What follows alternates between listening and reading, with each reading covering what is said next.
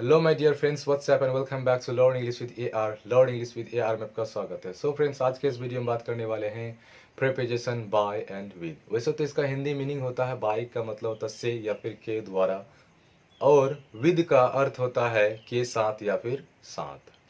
इस वीडियो के अंत में हम लोग ये भी देखने वाले हैं कि बाय और विद का डिफरेंस क्या है, इन दोनों में डिफरेंस क्या है। इस वीडियो के अंत में भी हम लोग इसको देखने वाले हैं।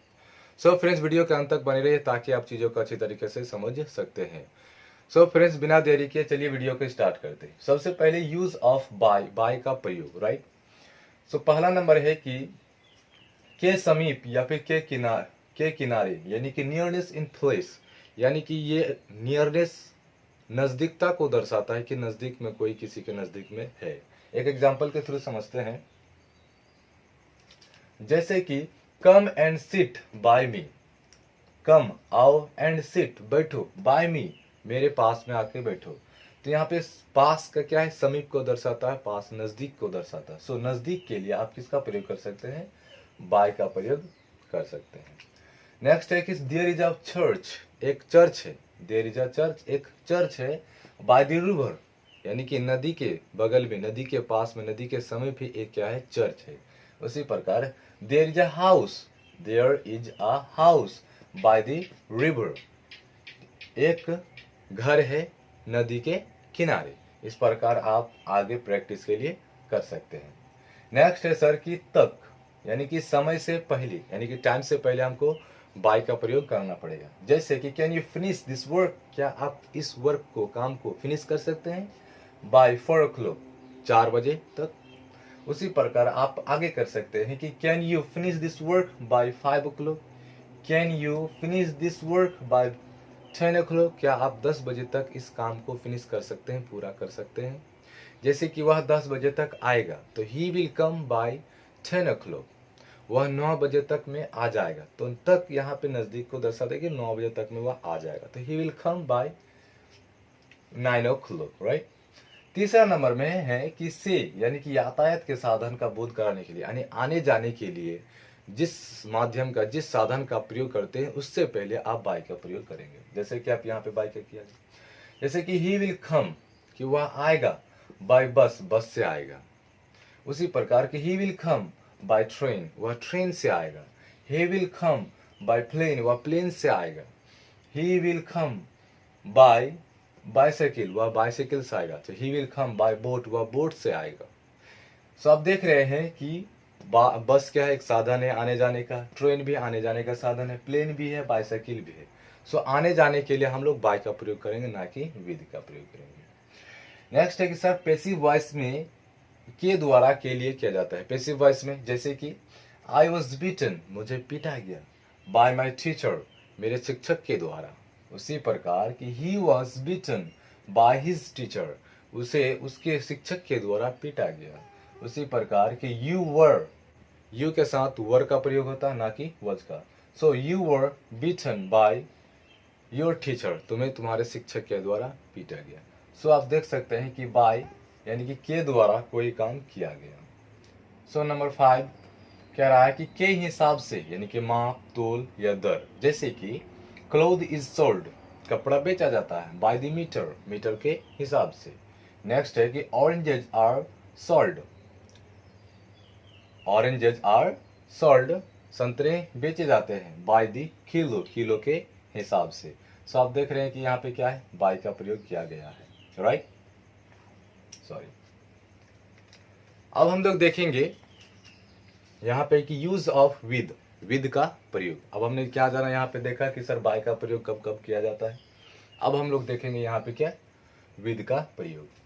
पहला नंबर है कि के साथ, या एक साथ, या फिर साथ साथ में। जैसे कि आई कांट डू इट, मैं इसे नहीं कर सकता, विद यू, तुम्हारे साथ, मैं तुम्हारे साथ ये नहीं कर सकता।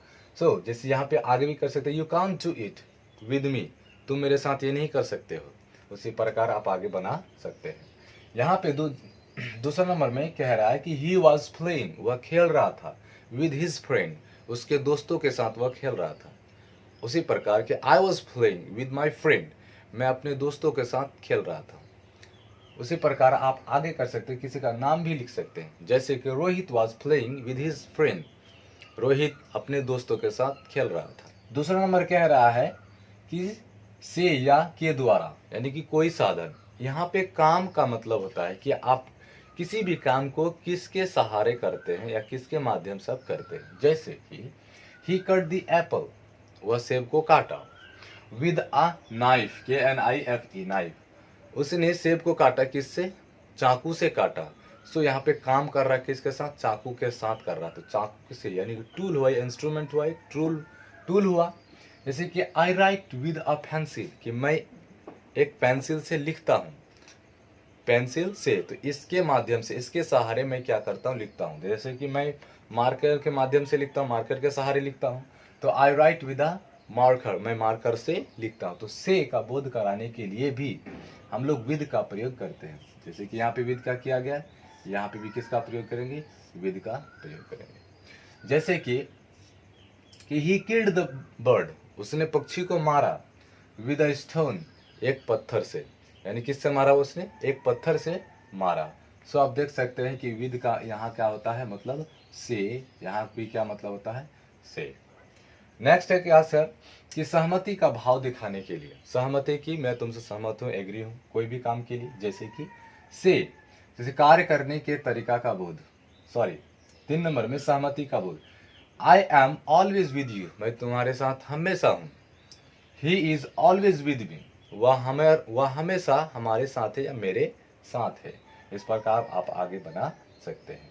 4 नंबर में भी क्या है? कि से, यानी कि कार्य करने के तरीके का बोध, कि आप कार्य किस प्रकार से करते हैं। जैसे कि आई डू इट, यहाँ पे आई शॉर्ट फॉर्म है किसका? आई विल का। तो आई डू इट, मैं इसे करूंगा विद प्लेजर, खुशी के साथ। ही हर्ड मी, उसने मुझे सुना। विद पैशंस, यानी कि पैशन से सुना उसने मुझे। किससे सुना? पैशन से सुना। सो आई होप ये आपको समझ में आ गया होगा। अगर ये आपको समझ में आ गया हो तो आप इसे क्या कर सकते हो? राइट डाउन कर सकते हैं। अब हम लोग देखेंगे कि बाय और विद में एक छोटा सा डिफरेंस है, उस डिफरेंस की ओर चलते हैं। राइट। सो बाय और विद में डिफरेंस, जैसे कि एक एग्जांपल के थ्रू समझते हैं। उसने यह मेडल कठिन परिश्रम से पाई। यहाँ पे एक वर्ड है से, राइट। उसने यह मेडल कठिन परिश्रम से पाई। यहाँ पे भी है, आप देख रहे कि सर से, तो क्या दोनों में क्या डिफरेंस है? कि ही गॉट दिस मेडल, उसने यह मेडल पाया। बाय हार्ड वर्क, कठिन परिश्रम से, कठिन मेहनत से। सो यहाँ पे आप देख रहे हैं कि सर बाय का प्रयोग किया गया। अब यहाँ पे देखते हैं कि वह सेब चाकू से काटी, तो she cut the apple, sorry she cut the apple, she cut the apple with a knife.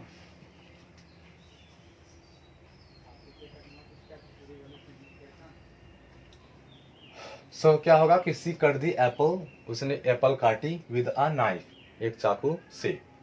सो यहाँ भी आप देख रहे हैं कि से के लिए हम लोग किसका प्रयोग है? विद का प्रयोग किया। यहाँ भी देख लेंगे सर से के लिए किसका प्रयोग करें? बाय का प्रयोग करें।